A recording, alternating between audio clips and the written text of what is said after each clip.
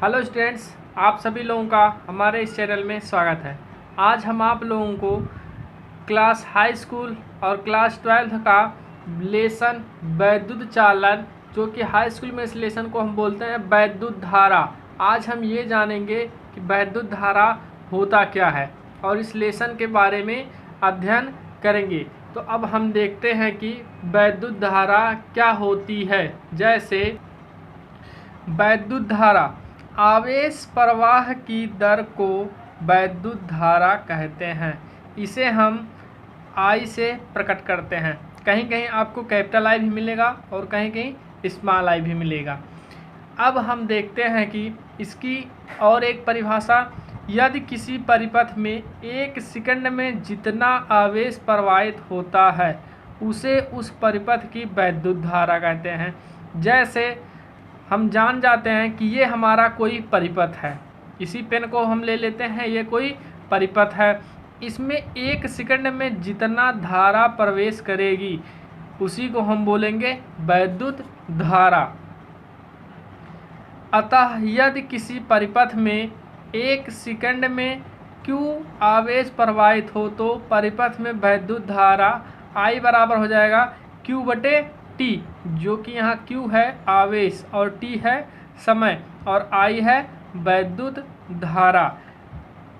अब हम देखते हैं कि इसका मात्रक क्या होता है, अर्थात वैद्युत धारा का मात्रक क्या होता है। तो हम बहुत आसानी समझते हैं कि वैद्युत ये है वैद्युत धारा और Q है आवेश। आवेश का मात्रक होता है कूलाम, बटे है हमने बटे कर दिया,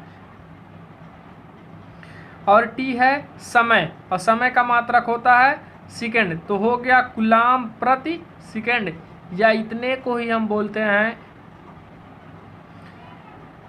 कूलाम प्रति सेकंड को हम बोलते हैं एम्पियर, या फिर वैद्युत धारा का मात्रक होता है एम्पियर।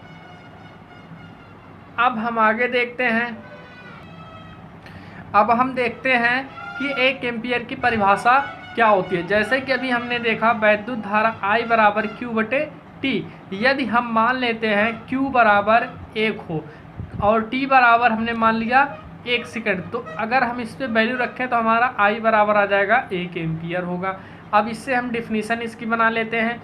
यदि किसी चालक में प्रति सेकंड में 1 कूलाम आवेश प्रवाहित हो रहा हो तो उसमें प्रवाहित वैद्युत धारा 1 एम्पियर होगी, जो कि मैंने यहाँ डेफिनेशन लिखा है। अर्थात यदि किसी चालक में प्रति सेकंड में 1 कूलाम आवेश प्रवाहित हो रहा हो तो उसमें प्रवाहित वैद्युत धारा 1 एम्पियर होती है। एक बार और हम डेफिनेशन समझ लेते हैं।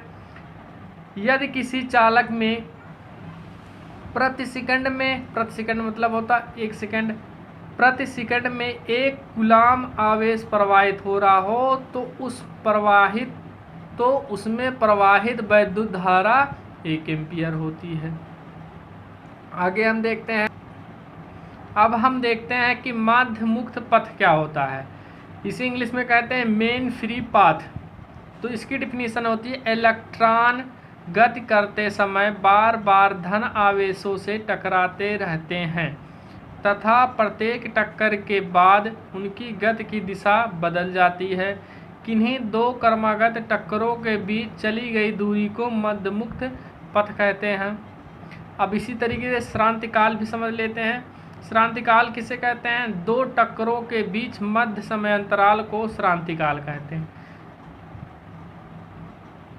अब हम थोड़ा फिगर से देख लेते हैं। जैसे ये हमारा नाभिक है जो धनात्मक में होता है, और जो ये होते हैं ये इलेक्ट्रॉन जो चक्कर लगाते हैं। अभी हमने देखा मध्य मुक्त पथ क्या होते हैं, जब इलेक्ट्रॉन गति करते हैं तो बार बार ये धनायनों से टकराते रहते हैं, जिससे इनकी ऊर्जा क्या होती है, लॉस होती रहती है।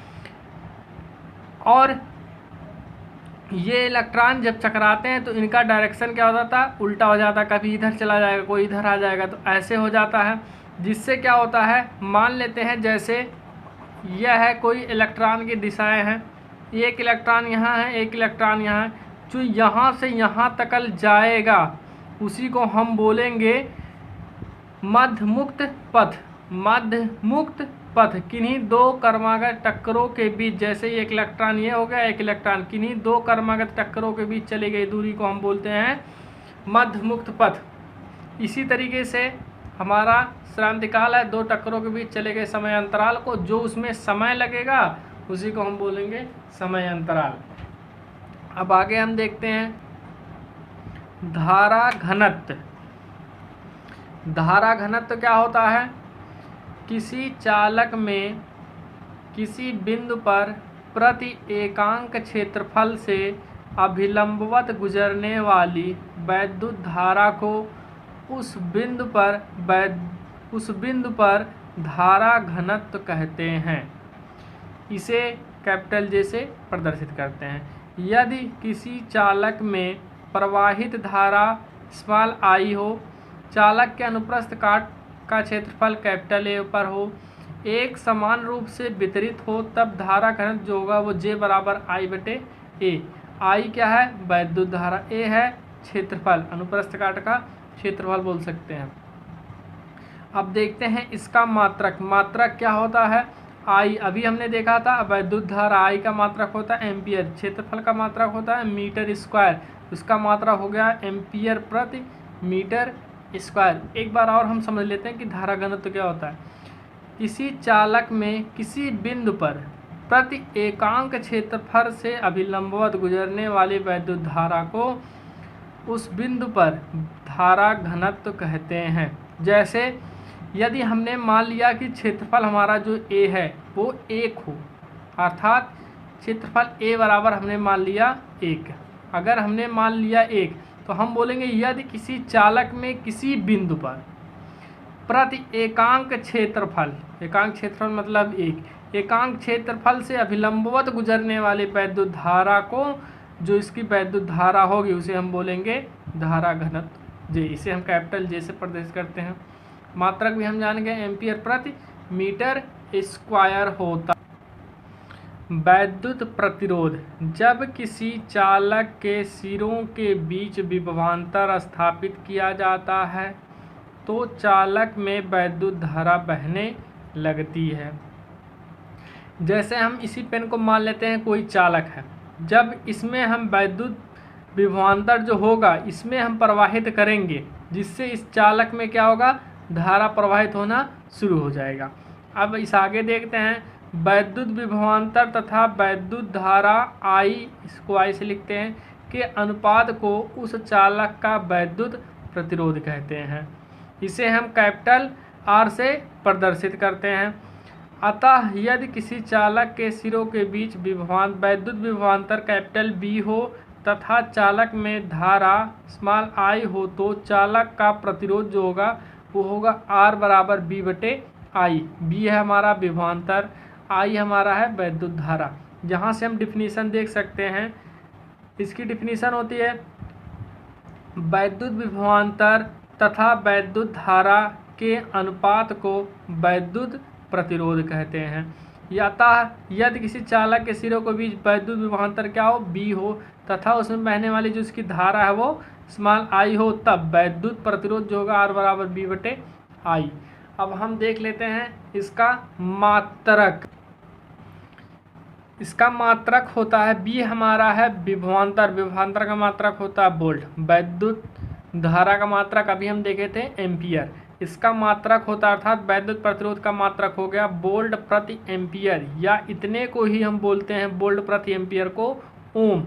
यह है इसका सिंबल, ओम का सिंबल है, ओम होता है। अब हम इसमें कुछ पॉइंट याद रखेंगे जिससे जब हम सवाल लगाएंगे तो ये हमें बहुत ही आसान करेगा। अब हम देखते हैं नोट में क्या है। ओम को ग्रीक अक्षर, ये ग्रीक अक्षर में लिया गया है, ओमेगा से प्रदर्शित करते हैं, इसको बोलते हैं हम लोग ओमेगा भी। अब इसे हम याद रखेंगे, 1 मेगा ओम बराबर, यह है इसका सिंबल, 1 मेगा ओम बराबर होता है 10⁻6 ओम, और 1 माइक्रो ओम बराबर होता है 10⁻⁻6 ओम। ये इन दोनों का सिंबल है। आगे हम देखते हैं वैद्युत चालकता। वैद्युत चालकता क्या होता है? वैद्युत प्रतिरोध के व्युत्क्रम को वैद्युत चालकता कहते हैं। वैद्युत चालकता का एसआई जो मात्रक होता है वो होता है मो अथवा ओम इनवर्स अथवा इसी को अथवा व्यवता इसका मात्रक साइमन कहलाता है। अब हम देख लेते हैं वैद्युत चालकता बराबर होता है 1/वैद्युत प्रतिरोध, अर्थात प्रतिरोध को हम कैपिटल आर से लिखते हैं 1/r। इसकी डिफिनीशन यही बोल रही है, वैद्युत प्रतिरोध ये व्युत्क्रम है, वैद्युत प्रतिरोध के व्युत्क्रम को हम बोलते हैं वैद्युत चालकता। इसका जो एसआई मात्रक होता है वो होता है मो अथवा ओम इनवर्स, क्योंकि आर है वैद्युत प्रतिरोध, प्रतिरोध का मात्रक ओम, ऊपर ले जाएंगे तो निगेटिव हो जाएगा, तो ओम इनवर्स अथवा साइमन होता है। जो स्टूडेंट इस चैनल पे नए होंगे कृपया करके इस चैनल को लाइक, सब्सक्राइब, शेयर जरूर करेंगे। धन्यवाद।